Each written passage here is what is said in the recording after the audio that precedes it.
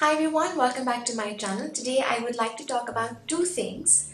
One is a book that I want to talk about particularly, and the second is my feelings and thoughts regarding non-fiction books and how they've been so important for me, especially during college, and especially how they've helped me cope with my health.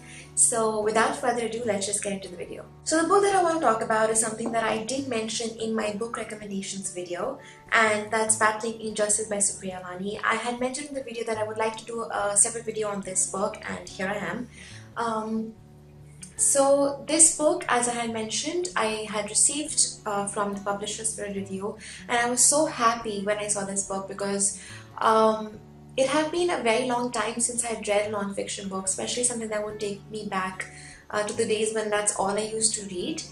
So while I was reading this, it was a double experience for me because one, I was experiencing all these stories about these 16 beautiful women, highly successful in their own fields, in their own lives, from all over the globe. Some I have heard of and studied and read about so much, and some I had never heard of before, but I'm so glad to have met them through this book. And the second thing that I was experiencing was all these memories that were coming back to me, especially from college days, because I remember for 2 or 3 years, non-fiction books, and especially non-fiction similar to this book, was all I used to read. And I think the reason was that those stories were something that I used to look for to feel comfortable with the kind of health that I was dealing with, that I continue to deal with rather, and just to understand that that it's all right for things to go wrong seemingly all the time, and that it's all right to fall consistently, because I mean, through these books I could understand that that is sort of an opportunity for me to learn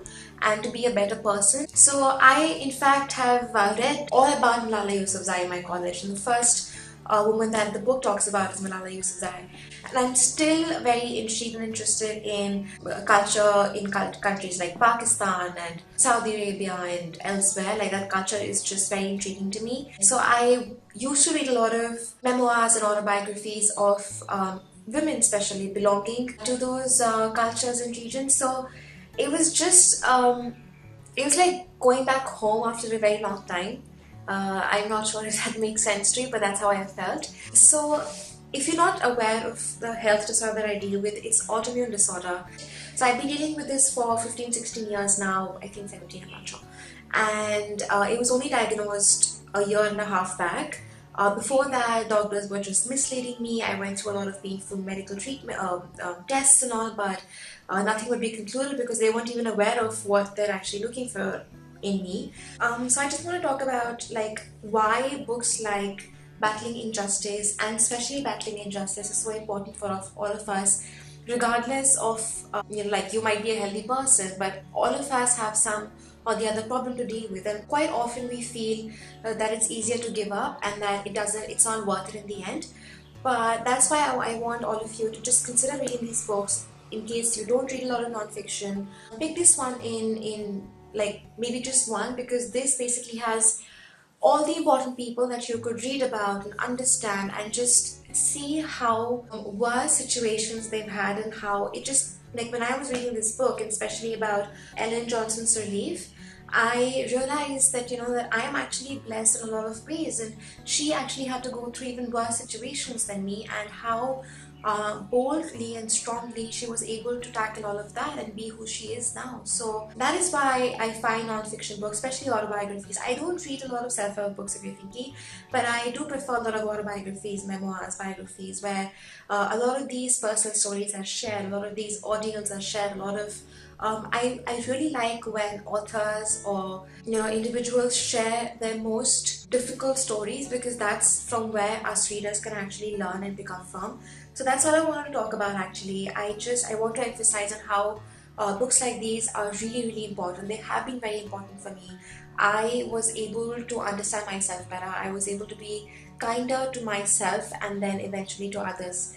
It just got easier for me because I was too harsh on myself, mainly because I could barely understand myself because of the health. And I decided to take all these problems in a very positive manner, and just sort of switch my life around and be productive and successful in my own way, and happy, which is something I realize is not a very easy thing to achieve. So I am highly grateful and thankful to books like these.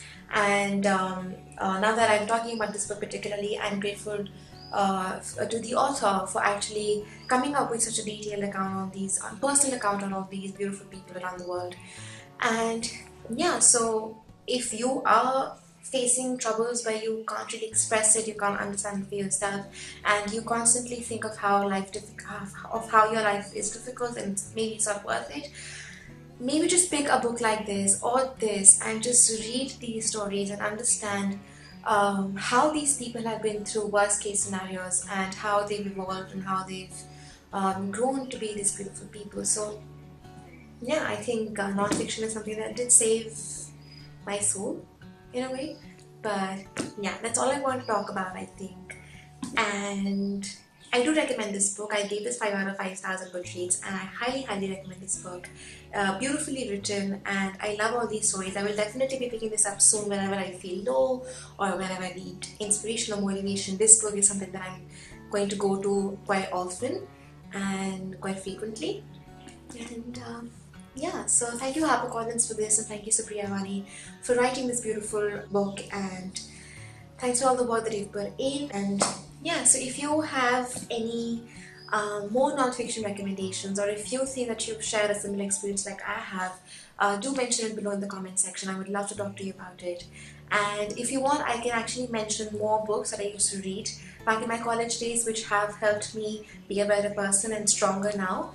I would love to do that as well, maybe in a blog post or a video, however you'd like it, just let me know. And yeah, if you want to know anything else, I have all my links to social media below. I have started talking about my health quite openly, and I have a better clarity of what I'm dealing with. So if you have any questions or anything to say, just comment down below and I will be happy to talk to you about them. Thank you for watching, and I'll see you in my next one. Bye!